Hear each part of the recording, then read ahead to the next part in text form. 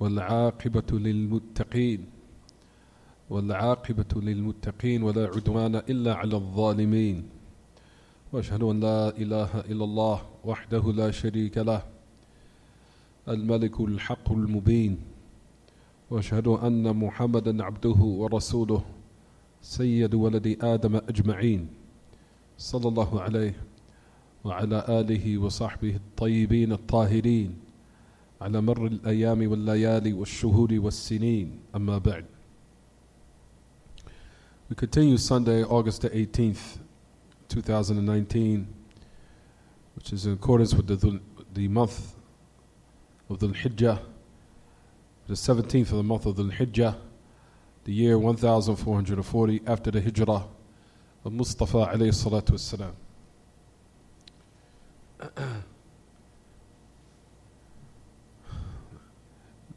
So we continue in Kitaab At-Tawheed. We were still in the chapter which is entitled Bab ma ja'a fi himayat al-Mustafa Janab At-Tawheed. The chapter which comes of how Mustafa, the chosen one, protected the boundaries or the sanctuaries of Tawheed, of monotheism. We continue in the chapter, everyone. If you notice the hadith where we stopped at, if you look in your books, I don't know what chapter it is in that book specifically. 22 is that's in that copy, but in that one, he has a different copy. We stopped at the hadith of Abu Hurairah radiyallahu anhu. It says, لا تجعلوا بيوتكم قبورا ولا تجعلوا قبري عيدا. The Messenger of Allah ﷺ, when Abu Hurairah reported that he alayhi salatu wasalam, that he said, do not make your houses graveyards, and do not make my grave a Eid, and send salutations upon me. Send your salutations, for verily your salah reaches me wherever you are. And we know that's in Abu Dawood, bi-isnadin hasan, ورواتُهُ ثِقَات. And his narrators are all reliable and trustworthy. طيب. The message of Allah sallallahu alaihi wasallam, as before we start in these narrations,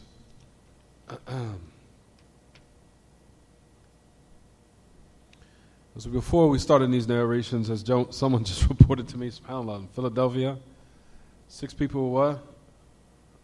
6 people were shot, and 4 people died. This is all within a period of time of what? Time frame of how many? 12 hours. This is one city. What do you think goes on simultaneously in all the inner cities here in America on a weekly basis? How many fatalities is in and out on a weekly basis? How many do you think?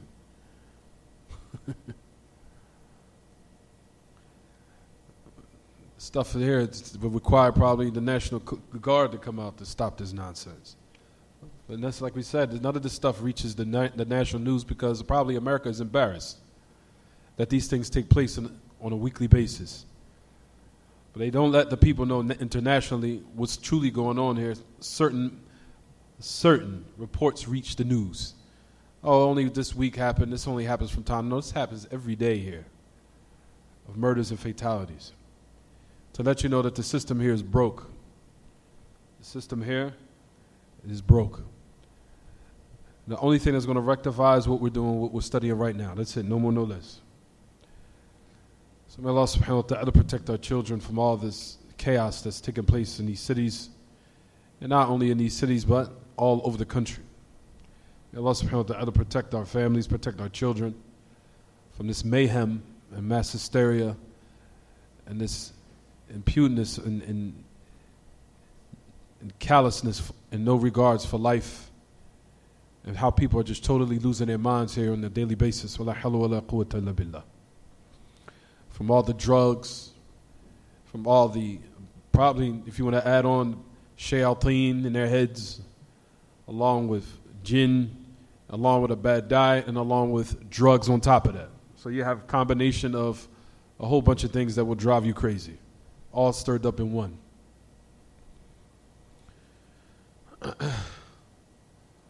فيا معاشر الإخوة, as we continue, If you notice in the narrations, as it says, لا تجعلوا بيوتكم قبورا. Do not make your houses as graveyards. We talked about last class that when the Messenger of Allah ﷺ, that he mentioned this, he said, do not make your houses graveyards. You'll find that the Messenger of Allah ﷺ, in an indirect way, is as if he's saying that the graveyards are not places for worship. That's what he's saying here. That the graveyards are not places for worship.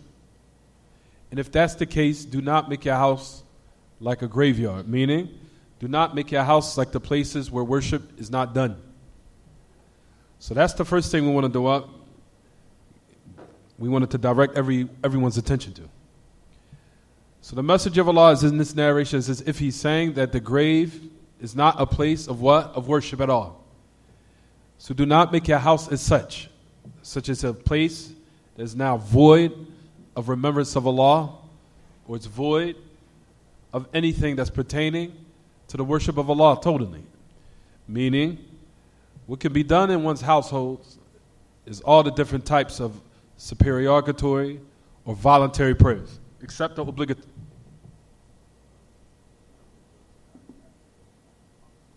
The sister's side is not open? It's not? Amir, is there anyone that can open it? Yeah. Your sisters over there? They knocking on the door? Okay. Play.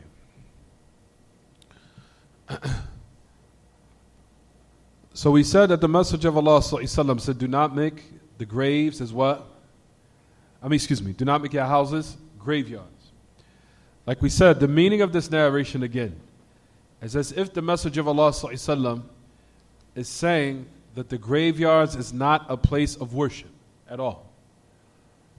So do not make your houses as such, meaning graveyards where it is totally void of worship.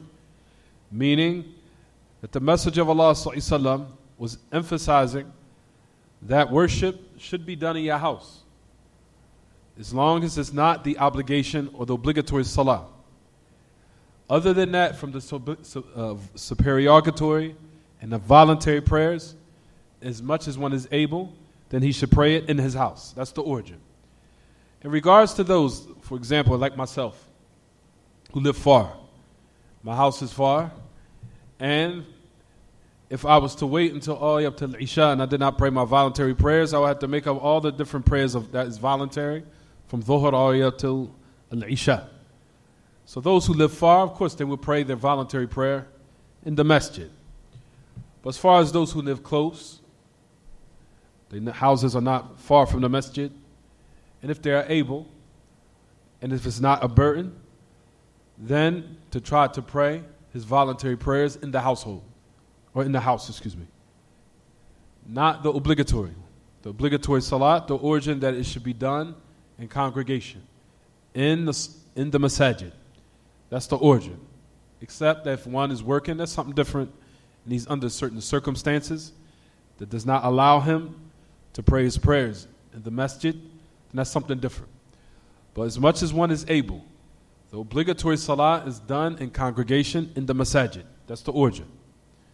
Especially if one hears the adhan. If he hears the adhan, then he should answer it. Answer the call of the adhan.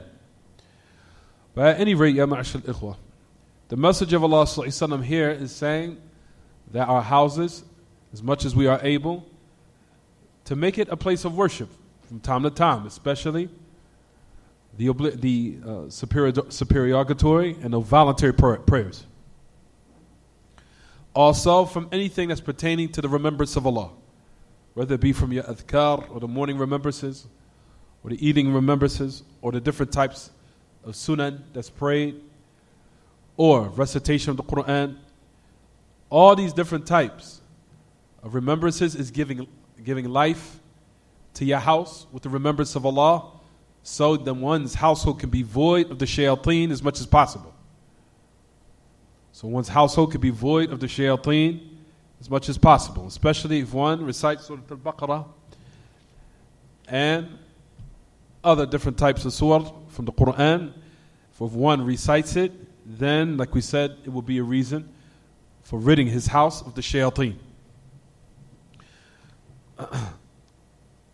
You'll find that the great A'imma, or from the great Imam of today, Sheikh Salih Fawzan bin Abdullah al-Fawzan, that he mentioned, Hafidhullah Ra'ah, that he said, لا تعطل البيوت من ذكر الله ومن صلاة النافلة. The same exact thing we just mentioned with تلاوة القرآن لأنها إذا عطلت صارت مثل القبور. يعني القبور ليس فيها عمل خاوية خالية حفر أو حفر مظلمة إلا من نوره الله عليه بنور الإيمان الذي سبق لهم في الحياة الدنيا. To the end of it. He said, do not remove or render your houses void of the remembrance of Allah. For example, the superioratory prayers or the recitation of the Quran. For verily, if that is removed and nullified, then your house becomes similar to the graveyards. It becomes similar to the graveyards. Because the graveyards have nothing of what? Of worship performed in it or action. The graveyards have nothing of action in it, meaning of worship. Void and empty of that. And they are what? Dark pits, or they are dark holes, or they are dark residents where the people are buried under. Except that Allah subhanahu wa ta'ala gives light to the one who died in the state of faith, and what is preceded for them in this world. You'll find that the Messenger of Allah sallallahu alaihi wasallam, as the great Imam, he goes on to say, فهذا فيه العناية بالبيوت بيوت المسلمين وأن تعمر بذكر الله وبتلاوة القرآن وصلاة النافلة والإكثار من ذكر الله بل إن الرسول صلى الله عليه وسلم أمر بأن تجعل النوافل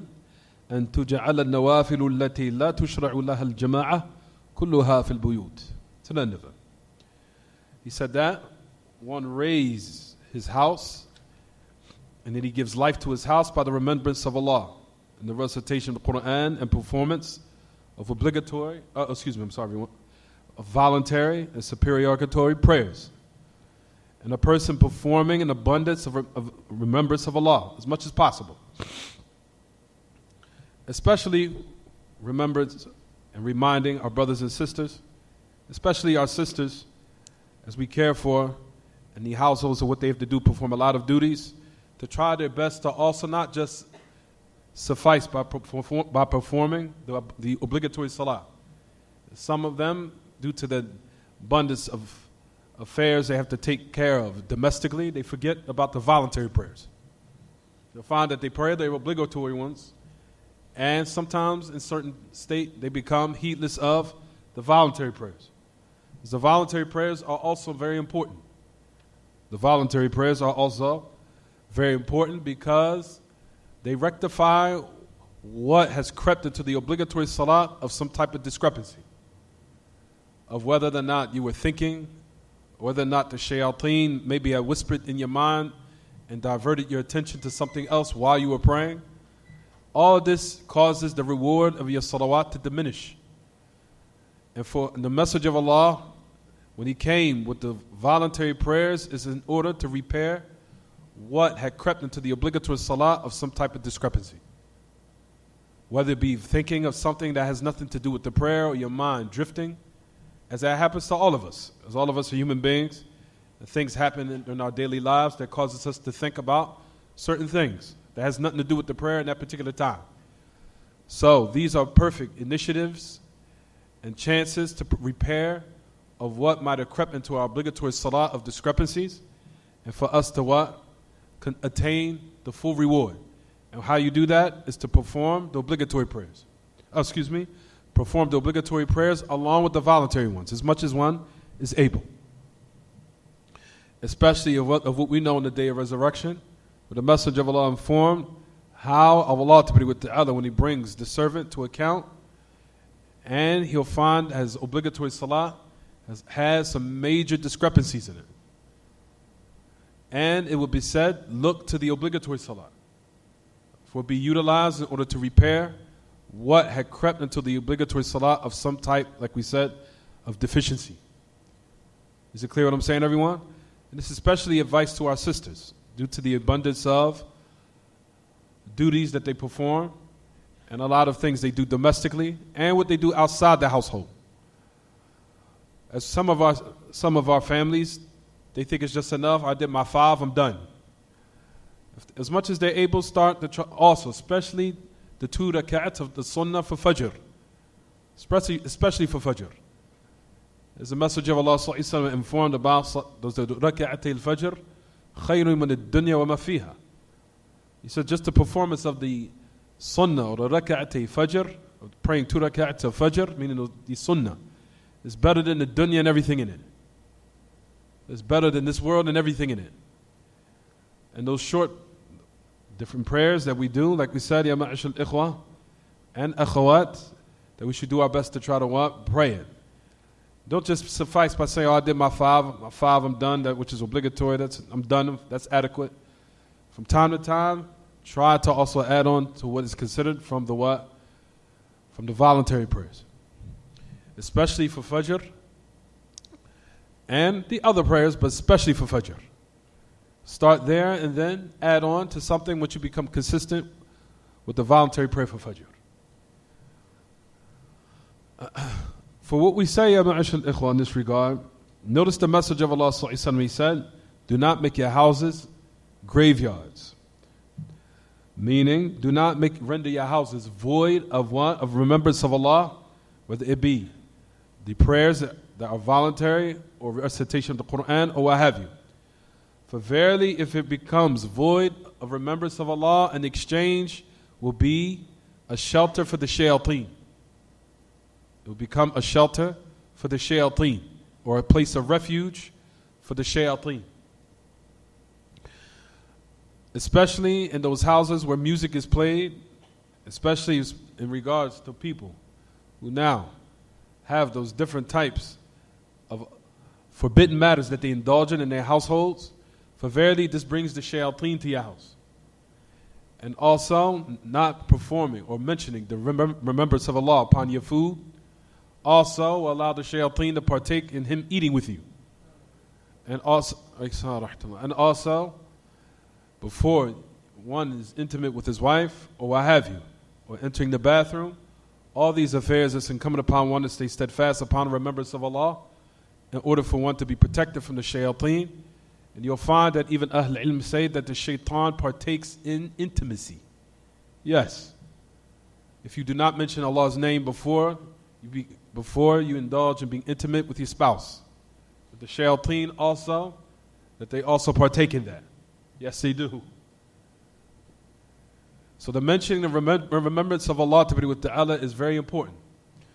Especially in our households, before we eat, and especially dealing with our wives and our spouses and our families, as this will allow for one to be fortified and protected from the harm of the shayateen. For verily one, if he's blasting music in his house, then that allows for the shayateen to what? Creep in their house. And how do you think that their house is going to be what? Blessed. Rather, those are the houses that we see where chaos takes place the most. And a lot of confusion and a lot of controversy. So we say, Ya Ma'ashal Ikhwa, that is the reason why we mention this. That the message of Allah ﷺ said as much as possible that the remembrance of Allah subhanahu wa ta'ala should be mentioned, especially if one wants to protect his house from becoming a haven or shelter for the shayateen. For the shayateen that we cannot see. So the message of Allah ﷺ said here, do not make your houses graveyards. Meaning, the graveyards is not a place of worship. The graveyards is not a place of worship, so you should not make your house like the graveyard where worship is not done. So as if the message of Allah is also mentioning here, what everyone? That the graveyards is prohibited for one to what? Do worship in it. From the salawat, from prayers, or what have you. And if a person wants to make dua for the deceased, he wants to make dua for him or her, that he should go outside the grave or go far away from it and make sure it's not in front of him or what have you, or on the side of him, but go far away and then make dua for the deceased when they're out the vicinity of the grave. Then make dua for them. But as far as in the graveyard, then it's not permissible to do any type of worship other than what we just mentioned, such as taking remembrance for death and reminding one that inevitably he will be here. He will be under this dirt, and that will be everyone's abode. You'll find that from the Salaf of the past, and I think it was Rabi' ibn al-Khuthaym, the great tabi'i, who was from Ashab Abdullah ibn Mas'ud radiyallahu anhu wa ardah. The great tabi'i, the great Imam Rabi' ibn al-Khuthaym rahimahullah, who was from the companions of Abdullah ibn Mas'ud radiyallahu anhu wa ardah. That one time he built, they said that he dug a hole for himself and he laid in it. He dug a hole for himself like as if he was going to be put under the dirt in the grave. And he laid in it, and he said, in order to remind himself that how it feels for one when he's put under that dirt. Just to now remind himself that what inevitably will be with my abode, and if he had some type of feeling of qaswa, we feel that his heart was becoming very hard, or some type of hardness, we felt as if his heart has some type of qaswa, some hardness, maybe might be creeping into it. That's the way that he utilized in order to soften his heart up. He said he built a hole in it, laid in it, and said, this will be my abode, and this is where I'm going to be at. So if now, is this the time for me to still be in a state of heedlessness, or let me get myself together? And then he would bring himself and give himself a reality check. And then after that, he would start to get up and start to do good deeds again. And he would hasten towards doing good deeds and trying to find what he can do as far as some type of good. So that is from what the Salaf would do, that from their practice, that from the grave, it was a place to remind them that inevitably where they were going to end up, so it could be incentive for them to be upright and righteous people. So you'll find that the grave, however, like we said, that is the only reason why it's there, for reminder of all of us, but not for worship. Especially like we mentioned from last class, and also from the chapters preceded, that if he prays to Allah, ta'ala, in the grave, we know that is a sin that is on a high scale. And that is not even, he did not even fall into polytheism. However, he directed his worship to Allah, but let's just say the person who's dead is beside them, or in front of him, or behind, or in the same vicinity, not too far. And how we discussed that in itself is prohibited, highly prohibited. And he did not even direct his worship to Allah. Direct his worship to the one who's dead. He directed it to Allah, as I said in the last chapter. That in itself, as we said, is prohibited. To pray in the grave, or with a grave next to you, or beside you, or behind you, or what have you. Making dua, or even prostrating, especially. All those affairs are prohibited in the graveyard, because it will lead one down to the road of polytheism, especially if he believes that the one who's deceased in the grave has some type of distinguishing factor where it would be a reason for his dua being accepted because of him being there. That's also where the prohibition is emphasized. That he has some type of significance or effect of your dua being accepted by Allah ta'ala, just because he's there or next to you. All those affairs we discuss is highly prohibited, right everyone? And we said it is the means for one to fall into polytheism, and that is the reason why it's considered shirk asghar, minor polytheism. Minor polytheism, if he worships Allah in the graveyard, that's minor polytheism. And if he worships other than Allah in the graveyard, then that's major polytheism. But it's enough and it suffices as us to know that it is polytheism for us to stay far away from that affair, due to the fact that we know that it is the most what? It is the most shameless, vilified, ugliest sin that any human being could commit. As there's no sin worse than polytheism, even murder and bloodshed. Murder and bloodshed is a tremendous sin. It's a tremendous sin, no doubt. We have known that's established in Kitaab and Sunnah. But what is worse than that, like we said, is polytheism. Polytheism is unforgivable. It will never be forgiven by Allah ta'ala. As far as in regards to the hadith of the Messenger of Allah ﷺ, where he said, أول ما يقضى بين العباد يوم القيامة في الدماء. And there's another narration that says, أول ما يحاسب عليه العبد يوم القيامة الصلاة. You'll find as a narration, as we know, that the Messenger of Allah said that the first thing that the servant will be brought to account on the day of resurrection is his prayer.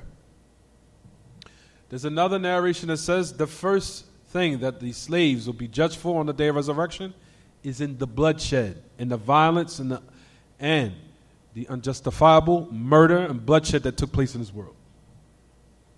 How do we gather between both those narrations? You'll find that Ahl Ilm, when they said in regards to these two narrations, that they say in regards to the haqq of Allah, the right of Allah, the first thing that will be brought to account is the prayer. Because that's the right of who? That's the huquq of who? Of Allah subhanahu wa ta'ala. It's the rights of Allah. And the first of the rights of the children of Adam that will be brought to account is what? Is the bloodshed. So they separate and gather between the narrations by saying that in regards to the rights of Allah, the first thing that will be brought to account is the prayer. In regards to the rights of the children of Adam, the first thing that will be brought to account is what? Is the bloodshed and the lives that were lost unjustly. Is it clear what I'm saying, everyone? As we know that murder and bloodshed is tremendous. لا يزال العبد في فسحة من دينه ما لم يصب دما حراما. As the Messenger of Allah said. He said that the abd still has some type of space in his religion. And I'm explaining in a minute. As long as he does not shed a haram blood, or he does not shed unlawful blood, or commit murder. He says, fi fushatin min din. He has some space in his religion. What does that mean? Meaning, he was going to answer? No. Fusha, meaning of repentance and having a chance that Allah Ta'ala, of course, will forgive him. Forgive him for the evil acts that he has done, especially in the affairs of his religion, as long as he does not shed any blood unjustly. So he's in a fusha in his religion. He has some space, meaning of mercy of Allah Ta'ala. But that mercy will what? Become very, very small and smaller and tighter, especially if you shed the blood of someone unjustly and kill and murder and pillage in the earth, spreading havoc and corruption. Is it clear what I'm saying, everyone? But what we said, what is worse than that is what, everyone? It's polytheism. Polytheism is worse. Polytheism is unforgivable by Allah subhanahu wa ta'ala if one dies in its day, as we know. So in regards to what we just said, you'll find that Ahl Ilm, especially the great Imam Salih Fawzan ibn Abdullah al-Fawzan, that he mentions, it says, matter of fact, we could just skip that. There's other narrations in regards to this one. If you notice in your books, it says, do not make your houses graveyards, right, everyone? There's other narrations where you'll find that the Messenger of Allah said something closer in the meaning that we just mentioned. But it's with a slight different wording, but the meaning is the same. You'll find, for example, in Sahih Muslim, where the Messenger of Allah that he mentioned said, اجعلوا من صلاتكم في بيوتكم ولا تتخذوها قبورا. He says, make from some of your prayers in your houses and do not take it as graveyards. So the Messenger of Allah has said, give a portion of some of your prayers in your house. What is he speaking about again, everyone? We're talking about the voluntary prayers, not the what? The obligatory one. The voluntary supererogatory prayers, that is from the portion of what one should give to his house, in order that the remembrance of Allah be raised, and that you give life to your household by his remembrance. So we said those in narrations, you'll find the meaning is one, but it's slightly different in its what? Its wording. Another narration is, لا تجعلوا بيوتكم مقابر فإن الشيطان يفر من البيت الذي يسمع سورة البقرة تقرأ فيه. Do not make your houses graveyards. For verily the shaitan flees away from the house that is heard Surah Al-Baqarah being recited in it. Recited what? In it. Listen to what Shaykh al-Islam that he mentions about these narrations. He says, Shaykh al-Islam who they lie on and say that he was a person that incited violence and chaos in communities. And I don't know what books they were reading. I have no idea. But those who lie on Shaykh al-Islam are plenty in these days.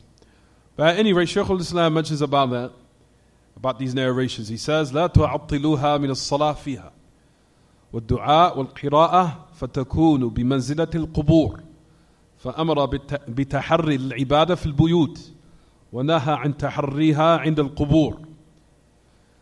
That he said, do not void your houses of prayer in it, and supplication and recitation of the Quran. For verily, if that's the case, then it will be at the level of graves. So the message of Allah that He commanded us, بِتَحَرِّ الْعِبَادَةِ فِي الْبُيُوتِ, to give some portion of worship in the houses or in the homes. And He prohibited that you give some portion of worship with the graveyards or in the graveyards. He says, in contrast to what the polytheists or the mushrikeen or the polytheists of the Christians and those who resemble them of this ummah. So he's talking about the Muslims who fell into following what? Who followed the Christians and what they did.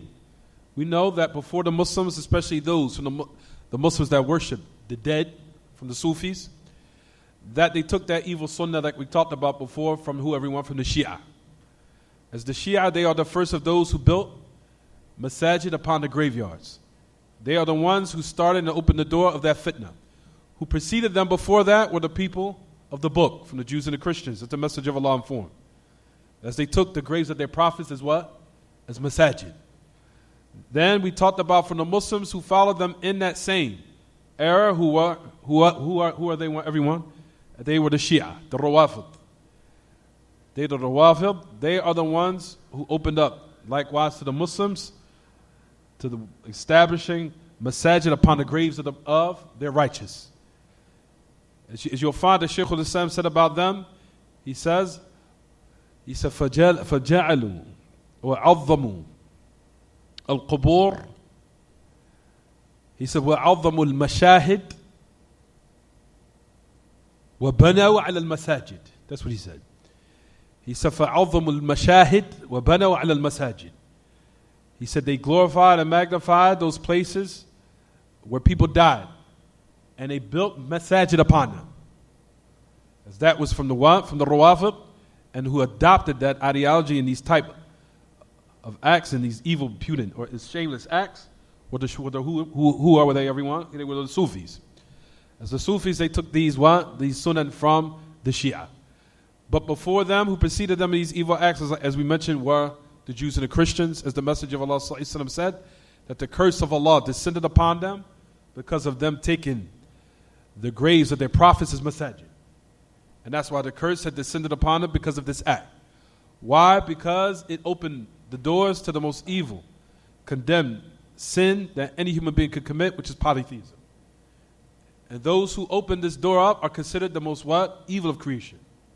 But those who open the door of polytheism to the creation are considered the what? The most evilest of creation and the most wicked of them. Is it clear what I'm saying, everyone? As you see that in the narration that came in the previous chapter, what the message of Allah said, اشتد غضب الله على قوم اتخذوا قبور أنبيائهم مساجد. That the anger of Allah became severe upon the people who took the grave of their prophets as masajid. Because they opened up the door for what, everyone? A polytheism. That's why they became those who are mal'unun, cursed, and those who Allah's anger became severe upon. Is it clear what I'm saying, everyone? طيب. So notice that the message of Allah Shaykh al-Islam says, he said, وَلَا تَجْعَلُوا قَبْرِي عِيدًا. Now this is the second part of the narration. It says, do not make my grave as Eid. لَا تَجْعَلُوا قَبْرِي عِيدًا. Do not make my grave as Eid. Then the message of Allah said a very, very, very tremendous. This fly keep attacking me, huh? Do not make send your salutations upon me, meaning from wherever you are. For verily your salah, and we're going to talk about the meaning of salah here, verily your salah reaches me wherever you are. طيب. So now we're going to talk about the meaning of salah upon the Messenger of Allah, and salah from Allah and salah from the malaika. What is the meaning of salah from Allah? For example, Allah subhanahu wa ta'ala sends salawat upon, for example, those who are properly guided, or those who return back to Him by saying, Inna lillahi wa inna ilayhi raji'un. Verily to Allah we belong, and to Him was our final return. Notice in the ayah, what does it say? Ulaika alayhim salawatu min rabbihim wa rahmah. Verily those who say this statement, verily to Allah we belong, verily to Him will be the final return after a calamity has befallen or has afflicted them. For verily it says in the ayah, Ulaika alayhim salawatu min rabbihim wa rahmah. Verily Allah will send salawat upon them. Wa rahmah. What is the meaning of Allah sending salawat upon those people? No, upon the people, upon His slaves, upon His ibad. Those who've been afflicted and those who have been tested. Allah subhanahu wa ta'ala says that they say, Inna lillahi wa inna ilayhi raji'un, ulaika alayhim salawatu min rabbihim wa rahmah. Those who say this statement after a calamity has befallen or tested them with, they say the statement, for verily it will be upon them the salawat. The meaning of salawat here is ثناء الله تبارك وتعالى لهم عند الملأ الأعلى وهم الملائكة.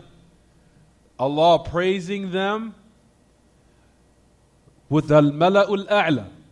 That's the meaning of Allah sending salawat upon His ibad, upon the worshippers. Meaning the praise of Allah with the angels. The praise of Allah ta'ala with the angels. ثناء الله عليهم في الملأ الأعلى وهم الملائكة. That's the meaning of salawat ala al-ibad. That Allah is sending His salawat upon His slaves. What does it mean again, everyone? Allah subhanahu wa ta'ala praising them with the angels. Because if you look in the hadith, which is in the Sahihain, in the Bukhari, if you look in the tafsir of it, even Ibn Kathir that he mentioned, his tafsir, saying that the meaning of salawat, where Allah subhanahu wa ta'ala says, Ulaika alayhim salawatu min rabbihim. For verily upon them is salawat from their Lord. The hadith which comes in al-Bukhari, where the Messenger of Allah ﷺ said to the angels, for he says, فَإِذَا أُصِيبَ الْعَبْدِ فَإِنَّ اللَّهَ تَبَارَكَ وَتَعَالَى يَقُولُ لِلْمَلَائِكَةِ ماذا قال عبدي هل قبضتم فذلة أو ثمرة فؤاده وثمرة قلبه أو فذلة فؤاده وثمرة قلبه. Did you take that which was most dearest to his heart? And I think it says ثمرة فؤاده وفذلة كبده or ثمرة فؤاده. Did you take what is most dearest to his heart and was considered something that was a part of him, meaning what was dearest in value and very beloved to him? Did you take it? The angels will what? Say yes, even though Allah already what? Already knows. So the Prophet ﷺ said that Allah subhanahu wa ta'ala says, ماذا قال عبدي فيقول الملائكة حمدك واسترجع فقال فاشهدوا وبنوا لعبدي بيت في الجنة وسموه بيت الحمد. To the end of the narration, where it says that the malaika, Allah starts to praise them, praise the abd. First he asks, what did my slave say, even though Allah already knows? What did my slave say? He says he praised you, and he said, Inna lillahi wa inna ilayhi raji'un. Allah subhanahu wa ta'ala says, bear witness and build for my house, for my slave, a house in paradise, and call it the house of praise. So that's to show that the meaning of salawat upon the ibad, upon the servants, what does it mean, everyone? Thana Allah lahum fil mala'il a'la. That's the meaning of it. Meaning what, everyone? Allah subhanahu wa ta'ala praising them with the what? With the angels. That's the meaning of salawat Allah ala al-ibad. That Allah is sending salawat upon His servants. What about the salat al-malaika? What does that mean? The salawat of the malaika is al-istighfar. What's up with this fly? Al-istighfar. that the angel seeking forgiveness. The angel seeking forgiveness is the meaning of the salawat of the malaika. For the ibad is al-istighfar or istighfar al-malaika lahum. The angels seeking forgiveness for them. Is it clear what I'm saying, everyone?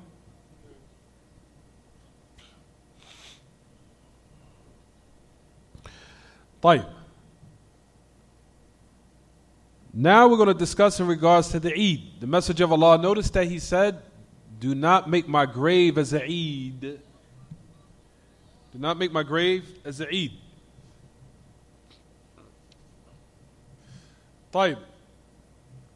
This is something that a lot of people, some people are healers of due to the lack of information here. You'll find that people go directly to the Messenger of Allah, his masjid in Medina, and go there directly in front of his grave and give him salams. That is something that the Salaf never used to do, except Abdullah ibn Umar, radiyallahu anhu, and we'll discuss the narration what Abdullah ibn Umar used to do, and he only did it when he used to come back from a travel, and that was it.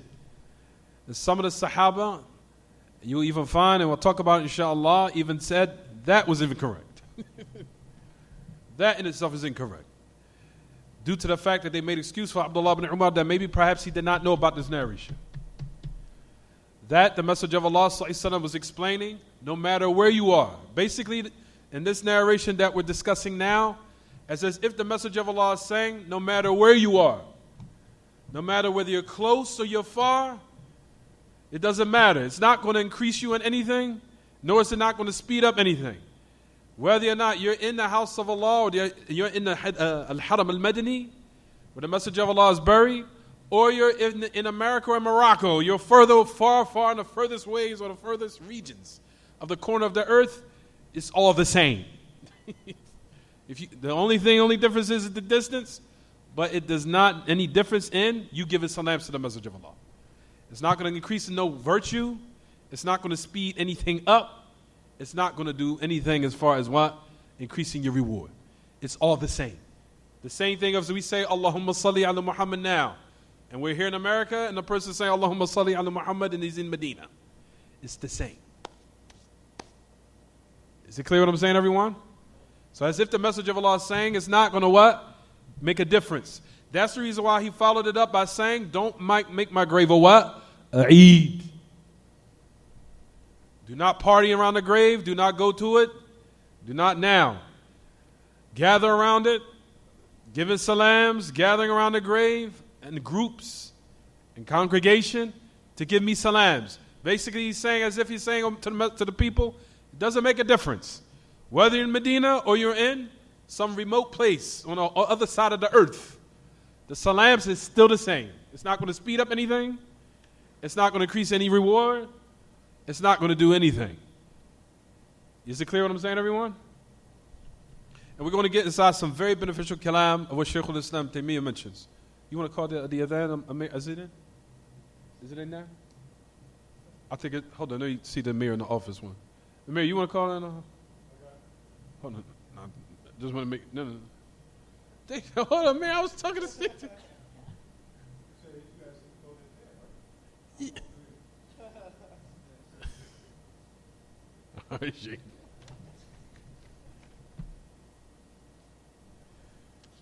Were you going to say something? Oh.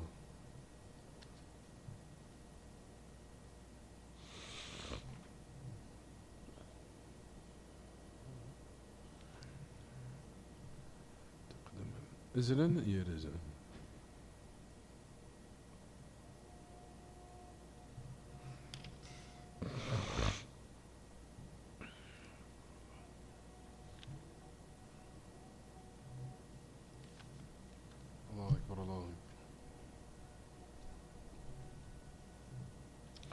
أشهد أن لا إله إلا الله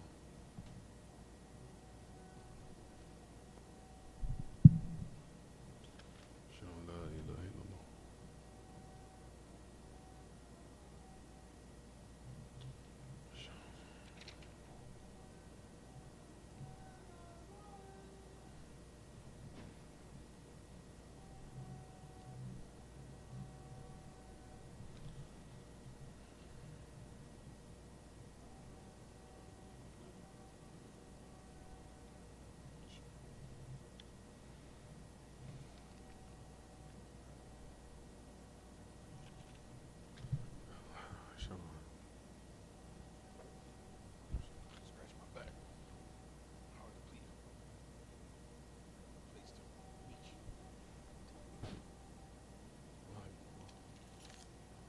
Scratch my back.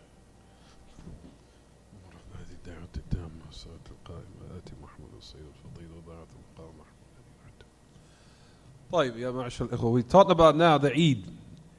As we know, Al-Eid breaks down to two categories. You have Al-Eid al-Zamani or Zamani.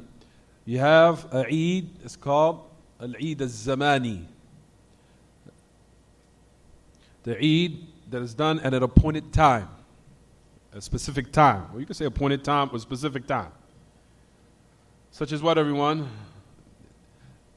As far as, let's start with those Eids that are newly invented or newly introduced into the religion. Let's start with that. Let's start with that first. Such as the Prophet ﷺ, they called it the Mawlid, the celebration of the Prophet ﷺ's birthday. Is that what you said? The Mawlid, the celebration of the Prophet ﷺ's birthday. That is done on a specific what? Day or specific time. We know that is from those affairs that are newly invented matters and they're not permissible to do. Rather, a person will be sinful if he does this. You understand, everyone? Because he's drawn close to Allah by something that Allah did not legislate. And that affair is dangerous. For verily, a person will not get a reward. Rather, he will have a sin put on his what? On his scale. And it's something that's tremendous, especially bid'ah.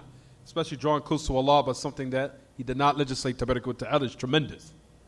It's something that is very tremendous, and it is what? It is very evil. Type. So you have the Mawlid. Is there other? Is there others? There are celebrations that are newly invented. That's considered a Eid. Huh? That's newly invented matter. Huh? The celebration is Sha'ban, and also they do celebrations in Sha'ban. Ahsant. In the middle of Sha'ban. Also in where, everyone? In Rajab. Also in the Rajab. They say that there's a day where the Messenger of Allah know, or they found some time where, or they know the exact time where the Qissat al-Isra wal-Mi'raj took place. Where the Messenger of Allah ascended to the what? The seventh heaven, or to Palestine, and came back, and then he ascended above the heavens, and the salawat, or the prayers were made obligatory. They also celebrate on that night. That's also from those a'yad that are muharrama and they're mubtada'a, that are newly invented a'yad, or newly invented celebrations. They're also impermissible to practice. Also what the Shia do on Yom Ashura. It's another affair that you'll find that they do in the name so-called of Hussein. That was the day Hussein was killed. And that is true. Radiyallahu anhu arda. Hussein was killed on Yom Ashura. So you notice that the Shia, what they do is what? They take those chains and they what? Beat each other until the blood starts to what? All you have to do is read, it's there. On Yom Ashura, they take their chains and they beat themselves with it. And the name so-called of Hussein. وَهَذَا تَبَاكِي وَلَيْسَ بُكَاء حَقِيقِي هَذَا مُجَرَّد تَبَاكِي. It's a fake cry. But at any rate, I don't want to talk about that right now. But at any rate, ya ma'ashar al-ikhwa, those are the type of a'yad that is not permissible to do at all. Those type of newly invented matters or celebrations, they are a'yad, no doubt. You could call them an Eid, but it's an Eid that's impermissible to practice. They are a'yad that is impermissible to practice. Especially, we know the different type of a'yad of the non-Muslims. It's impermissible for the Muslims to indulge in it. Whether it be from the celebrations of the non-Muslims or the celebrations of Persia, from what they call Nayruz and Mahrajan, of the New Year's of Persia. The New Year's of Persia, or the New Year's of the non-Muslims. So that's basically what they practice. Or the Easter holidays, or the Christmas holidays. All those are a'yad zamaniyah. They have appointed times where they are practiced and they're celebrated. However, we said all of them are what? Impermissible to practice.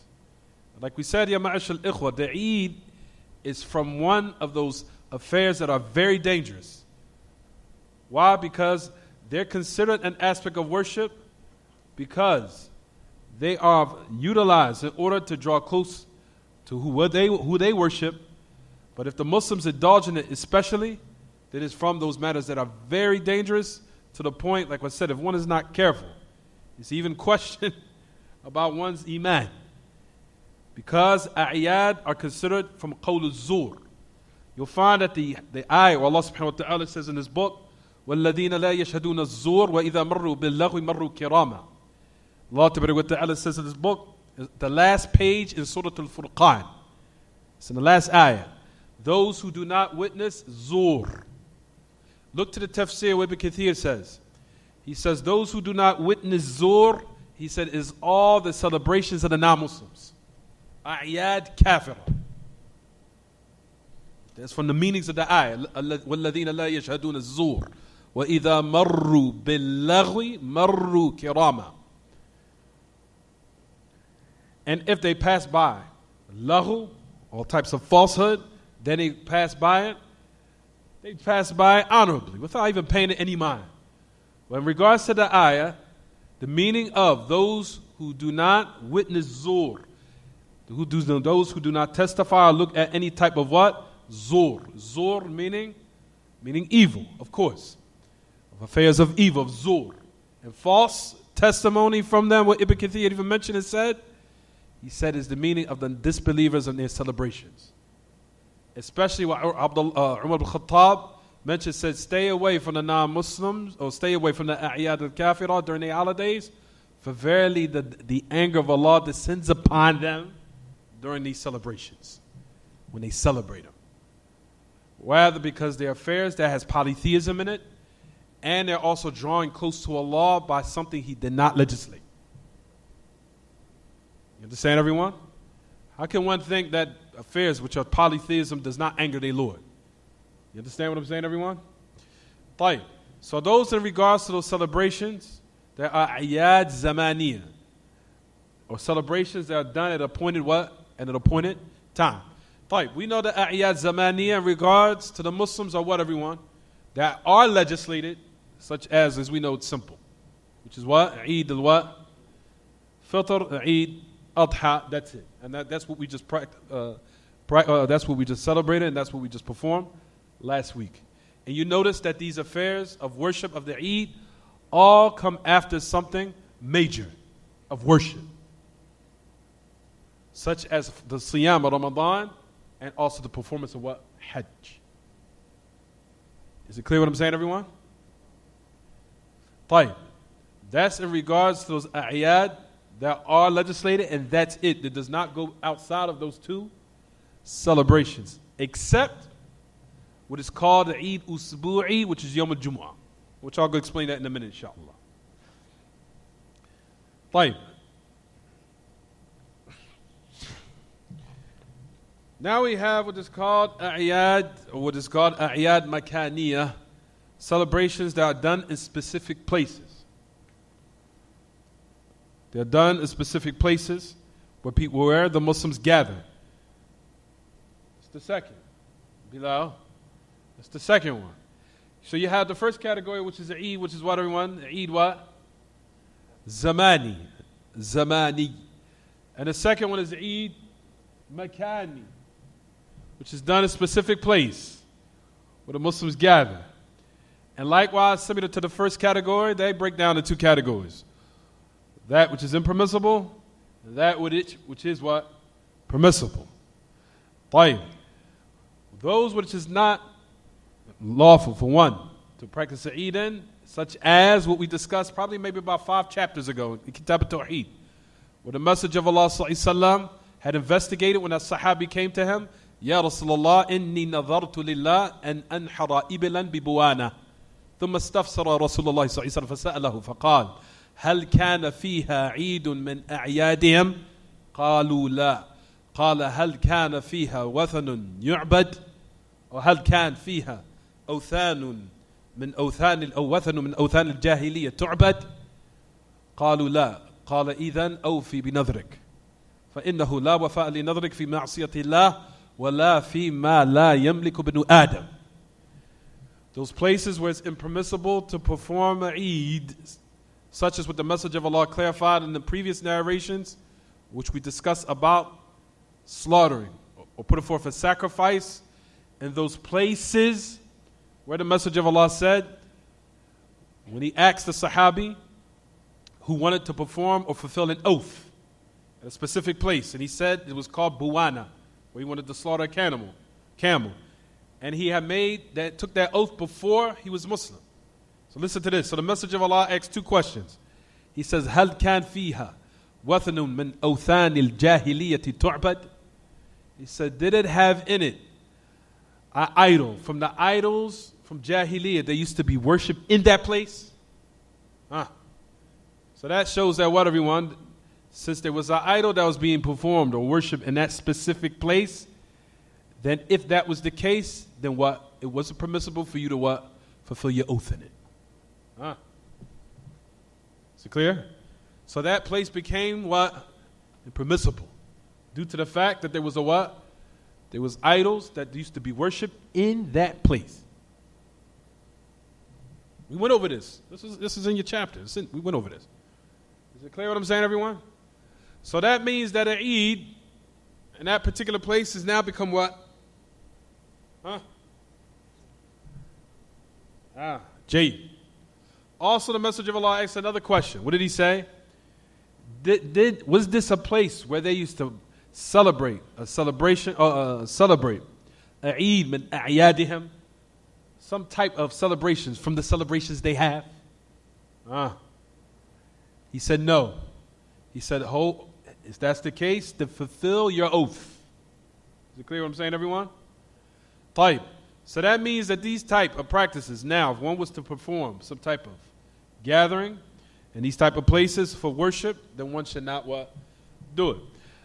However, for those type of a'yad or celebrations that's done weekly, where the Muslims gather, that is permissible. What we do on a weekly basis, such as what, everyone? Yom al-Jumu'ah. Yom al-Jumu'ah is a type of Eid. Yes, it is. But it's not called an Eid. It's not called the Eid that is Sanawi. It's called Eid Usbu'i. It's called a weekly Eid, which is for what? On Yom al-Jumu'ah.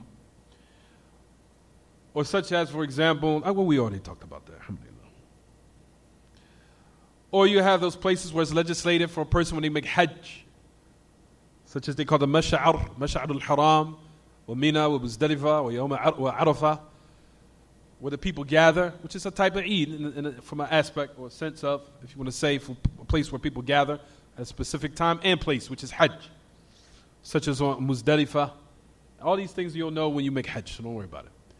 When you make Hajj, you'll know what I'm talking about.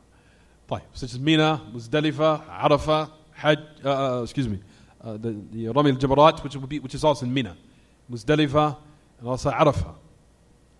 All those places are where the people gather at a specific time and place, which is during the time of Hajj, which the people just performed last week. Where all the people were at these places, they were in Mina, they were in Arafah, they were also in the Mash'ar al-Haram, which is a type of place which is near Muzdalifah, it's right near Muzdalifah. Mash'ar al-Haram, and also, did I say Arafah? Muzdalifah, where the people stay, and that's from the Arkan al-Hajj. If a person now, if he performs Hajj and he does not stand on Arafah is huge. It's a big place. It's not just a mountain, but it's also a land that's very huge. The people gather, they stay there, and that is from the main pillars of Hajj, in which the people just performed last week. Is it clear what I'm saying, everyone? So the a'yad, if we want to conclude everything by just summing up and saying, making everything, keeping it concise, that these are the a'yad of what is permissible and what is not permissible. Is it clear, everyone? Be very careful of celebrating celebrations that are not legislated. They are the highest forms of worship. They are the highest forms of worship. You understand, everyone? The Eid is considered from the highest forms of worship. That's why it's dangerous, especially to do it, especially during the times where you'll find with the non-Muslims are celebrating their celebrations, to try to avoid them as much as possible. Is it clear what I'm saying, everyone? As much as possible. I know sometimes the non-Muslims, they try to make you indulge in what they're partaking in, but kindly excuse and pardon yourself. You don't have to be ignorant and say, I don't celebrate that stupid kafir stuff. You don't have to say it like that. Just because kindly excuse yourself that we do not indulge in those acts. Is it clear what I'm saying, everyone? Be calm and collective about it. Is it clear what I'm saying, everyone? طيب. So that is in regards to the Eid. I'm almost about to finish. There's something that also I wanted to mention with Shaykh al-Islam that he says about this. There's something very beneficial that he mentioned about these narrations, especially the narration about how the great Tabi'i, who's considered from the best of the Tabi'een, whose name was Ali ibn Hussein ibn Ali ibn Abi Talib, who was the grandson of Ali ibn Abi Talib, who is the grandson also of Fatima bint Rasulullah sallallahu alaihi wasallam. And I'm going to read the last narration. We'll stop. Read it for me. Oh, you don't have it in your book. Okay. Read it for me, Bilal. The narration, it says that Ali ibn Hussein. You see it? Ali ibn Hussein. Oh, تفضل, I'm sorry. تفضل, I'm sorry. Read it.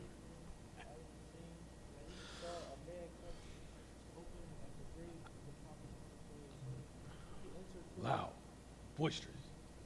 Loud. Oh, loud. There you go, loud. He entered through it. So that he stopped and said, shall I narrate? So the man walked out, went to a place in the masjid of the Prophet ﷺ. Walked in the masjid. Not only did he do that, what did he do? What does it say in the narration? He stopped, made dua. But he didn't do it to other than Allah. He did it to Allah. Directed his supplication towards Allah. But he did it by the what? The problem was what? The grave. He did it by the grave of the Messenger of Allah. What does it say? He went to a space right by the grave of the Messenger of Allah. فَيَدْخُلُ فِيهَا فَيَدْعُوا فَنَهَاهُ. He went towards close to the grave, entered in it, started supplicating. He prohibited him from doing that. Nahahu. That was the grave of the Prophet ﷺ. So listen to what he goes on to say. Ali ibn Hussein. Ali ibn Hussein was from the great A'imma, from the great A'imma of the Tabi'een. And his name was Zainul Abidin, rahimahullah, wa rahimahu wa radiya anhu. He was from Baytul Nubuwah. He was from the house of prophethood. As his great-grandfather, Ali, his grandmother was Fatima. Yeah, I'm right. His grandmother was Fatima. We talk about Ali ibn Hussein. His father was who? Hussein. His grandfather was who? Ali ibn Abi Talib. His grandmother was who? Fatima. Fatima's father is who? The Messenger of Allah. So his house is a house of what, everyone? A prophethood. His name was Zainul Abidin. He was from the greatest of the Tabi'een. He was from the most virtuous of them. His name was Ali ibn Hussein ibn Ali ibn Abi Talib. سبط علي بن أبي طالب يعني جده أو حفيده سبط علي بن أبي طالب كان حفيده. Anyway, so he was from the great of the Tabi'een, Ali ibn Hussein. Upon the occasion that he seen a man praying in a space, and he walked in, and all he did was what? Now listen to the rest of the part. Now let's read it. Go ahead, Bilal.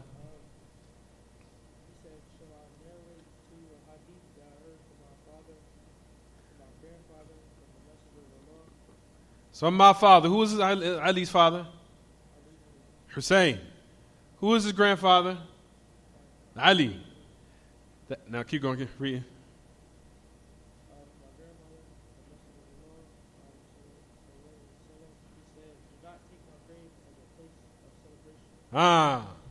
Do not take my grave as a place of what? As a Eid. Keep reading. Nor your houses as graves. Keep reading.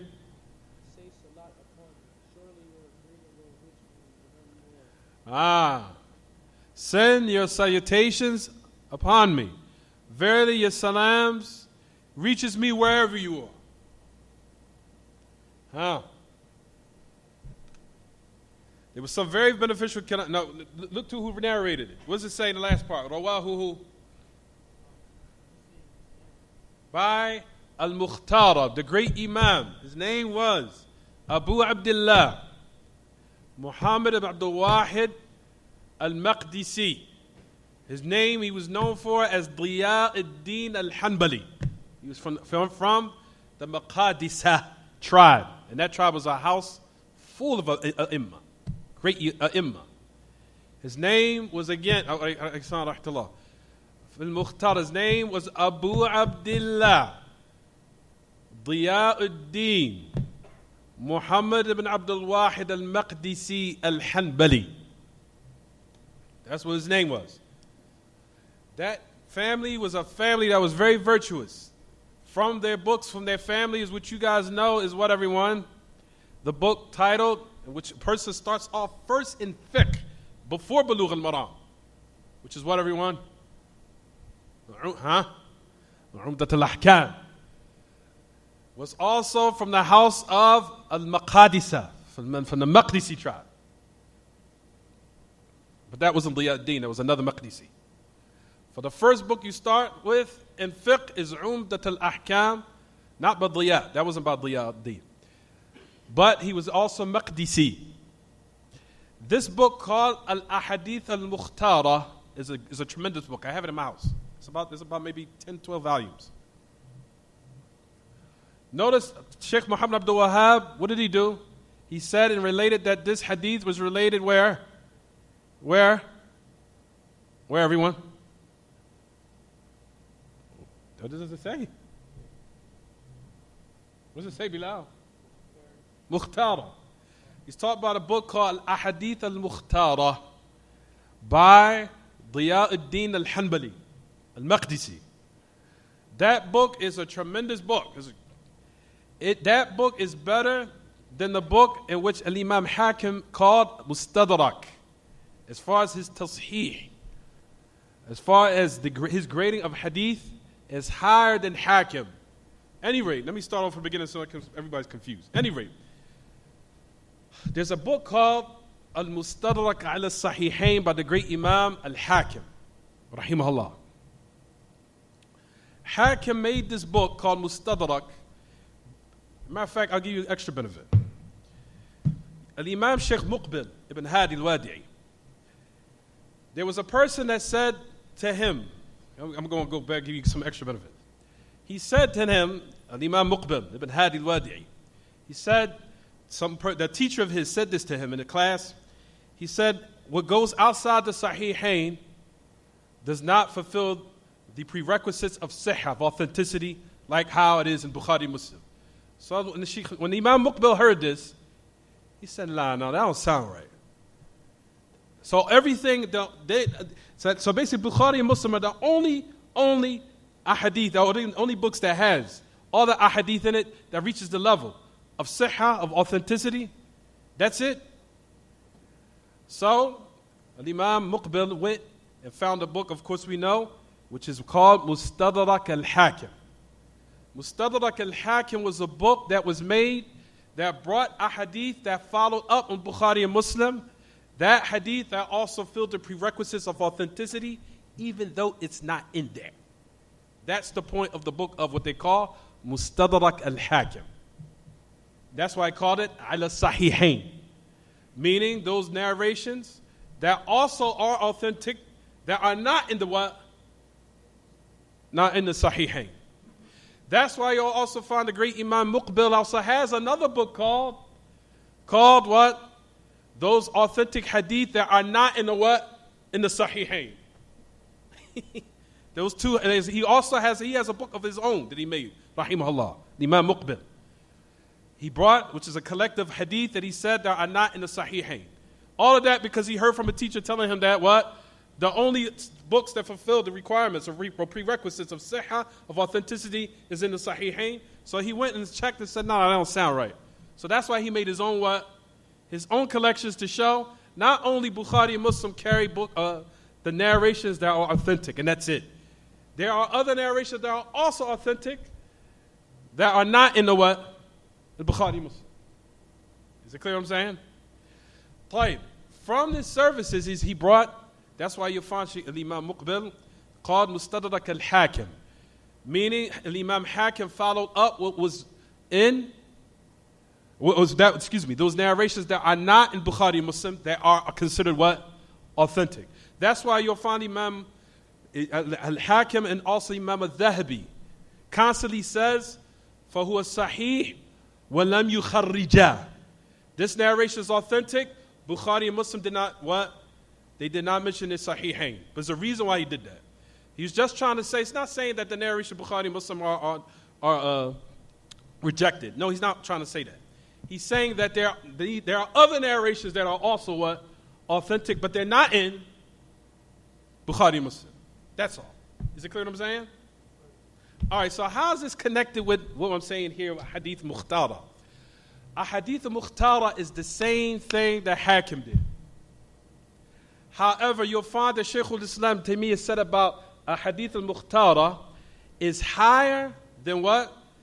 Than the Tasheeh of the grade of Hakim in his book called Mustadrak, and they're more cleaner in the narrations. Why? Because if you study Hadith, brothers and sisters, Mustadrak al-Hakim, Imam Hakim, has a lot of narrations in there that you consider Ahl Ilm really condemned him for. One of the reasons why they say they make excuses for Hakim. They make excuses for him. They say that the reason why he mentions some narrations that were very weak due to the fact that he was not able to what? He was not able to, check the book. What's it called? Tanqih. He wasn't able to basically go over the book and follow it up and cleanse the book and recheck it. He just made it kind of like a rough draft, and he was not able to really check and do it thoroughly. So the book had a lot of different severe mistakes in it. In contrast to Ahadith Mukhtara by Imam Diyauddin al-Maqdisi, his narrations are cleaner because he followed it up and checked everything. That's why you'll find that the ulama praise the Ahadith al-Mukhtara more than Mustadrak al-Hakim, even though they're in the same topic of bringing narrations that are authentic that are not in Bukhari Muslim. And if we had hadith, I would go teach you guys hadith, but I don't have time. Is it clear what I'm saying, everyone? Is it kind of clear or is it not clear? So God gave you guys some hadith benefits today. This is what we go over in college. This is what I love. Now once class is over, I go back to this crazy, pitiful world. But here, I'm in my own world. You understand, everyone? Is it clear what I'm saying? So the Mustadrak al-Hakim, when you see that book, because some of the students of knowledge, you go overseas, you see Mustadrak al-Hakim. Why do people mention Mustadrak? Mustadrak al-Hakim was a book that Imam Hakim, who's from the great A'imma of the past, from his students was Ibn Hibban. Ibn Hibban was from, at any rate, al-Hakim made tremendous book service. He was a great Imam. The problem with Mustadrak al-Hakim, the topic in his book, was in order to bring authentic narrations that fulfill the requirements of authenticity that is not mentioned in what? In Bukhari Muslim, which is extra. But they say they make excuses for him because there's some tamat, there is some bad narrations in there. You see some places that's fabricated in this book. They made excuses for him by saying, like we said, that he was able to check it thoroughly, and what they call to make the final copy or the final draft would have been what? Service in a good manner. In contrast to this book that Sheikh Muhammad Abdul Wahhab has mentioned to you guys here, Ahadith Mukhtara, that is on a higher level than what? Mustadrak al-Hakim. Even though the topic in Al-Mukhtara by Diyauddin al-Hanbali al-Maqdisi was in the same thing that Imam Hakim did, where he wanted to bring authentic narrations that are not in what? Bukhari Muslim. Is it clear? We'll stop here, inshallah. His name again was Abu Abdullah Muhammad ibn Abdul Wahid, and he's known for Diyauddin al-Hanbali al-Maqdisi. Or you could just put Diyauddin al-Hanbali. Diyauddin al-Hanbali al-Maqdisi. Is it clear, everyone? It's good to have knowledge in this, so you'll know what's the reason why Hakim. If you notice, if you read a lot of books, you'll find that Imam Dhahabi, the great Imam, came behind Mustadrak and also did a checking on Mustadrak al-Hakim. But he also didn't have a lot of time to check it thoroughly. So you'll find Imam Dhahabi, the great Imam. Imam Dhahabi is from the students of who, everyone? Shaykh al-Islam Taymiyyah. Imam Dhahabi also checked Mustadrak al-Hakim. I have it in my office. Well, not in my office here. I have it in my library. Imam Dhahabi also then was not able to check it thoroughly. What's so strange also, Imam Muqbil didn't even get a chance to check it completely either. But at any rate, to make a long story short, The Imam Zahabi, you'll find his statements that are repetitious. Hadithun sahihun wa lam yukharrijahu. You'll find that also repeated all the time. Especially in regards to Mustadrak al-Hakim. A Hakim would say statement, this hadith is authentic, but Bukhari and Muslim didn't put it in their what? In their two sahihs. Exactly. That's the topic of his book.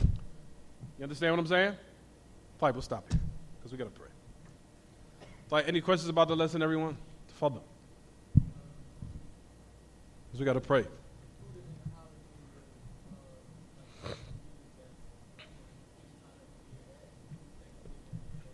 Absolutely.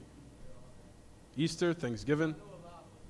If your mother, for example, this is what I tell brothers. If your mother is not Muslim, she sends some food to your house, just take it. Don't say, Mom, a'udhu billah, take this crap. Take a'udhu billah, this filthy stuff you do in the just take it and that's it. You understand? Is it clear? You're not partaking. She just sent something to you. All right? Now, if it's some khamar or something, just put in the trash. She sent something toxic, just put it in the trash without your mom seeing it, and that's it. Huh? Well, your mom gives you hair. Mom, you know I don't drink intoxicant. Or she sent it to you, then you just put it in the garbage and keep it moving. I'm sorry.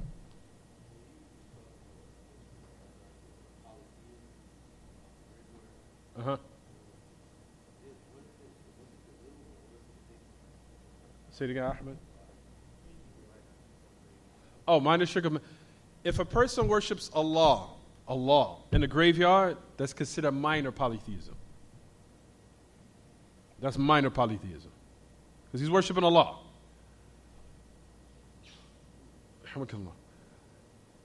You'll even find that some of the A'imma say that even prayer inside of the graveyard is invalid.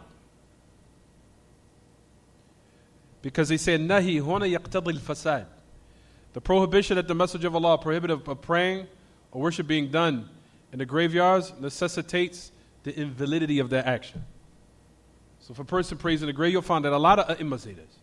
That if you pray in a graveyard, your salah is invalid. Due to the prohibition of the Prophet ﷺ prohibiting that what? That prayer be done in the what? In the graveyard.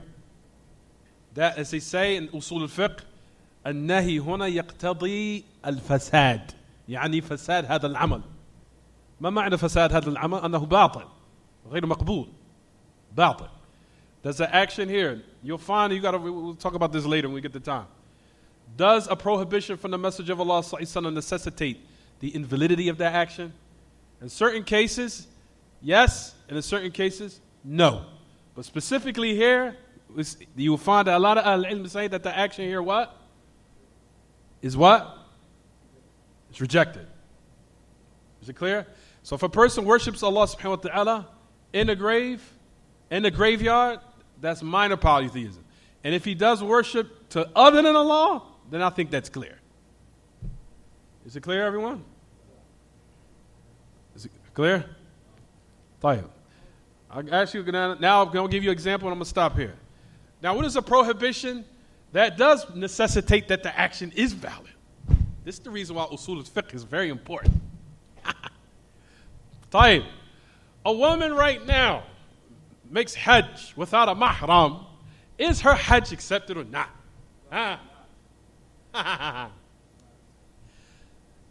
I'm going against the qaida now. Does a woman that make hajj without a mahram, is her hajj valid or not? Be careful. Because everybody's quick to, haram la, batil, hajjuha batil, la, ghalat. What do you say? Huh? Is no, but it's acceptable? Jade. If a woman makes hajj without a mahram, her hajj, if she fulfills, of course, all the arkan of hajj is, we say, is correct, acceptable with sin. Ma'al ithm. So she had to make tawbah for what? For her traveling without a what? Mahram. Does that prohibition of her traveling without a mahram have anything to do with hajj? No, it doesn't. That's the reason why we say here, the prohibition here, we say that our hajj is still what? Valid with sin, her being sinful. That's the reason why you have to be very careful. Is it clear what I'm saying, everyone? But a person that they said the qa'idah, that shows the qa'idah what we just said. Does a prohibition necessitate a what? An invalidity of the act? In certain instances, yes. In certain instances, no. If the act has nothing to do with the prohibition, it might be outside of it. Such as what we just gave an example of her traveling without a mahram, but it's not connected with what? Hajj. So that's the reason why we say it's what? It's acceptable, even though at the same time she's still what? Sinful. Is it clear? جيد. We'll stop here. هذا وصلى الله وسلم وبارك على نبينا محمد وعلى آله وصحبه. سبحانك اللهم وبحمدك أشهد أن لا إله إلا أنت أستغفرك وأتوب إليك.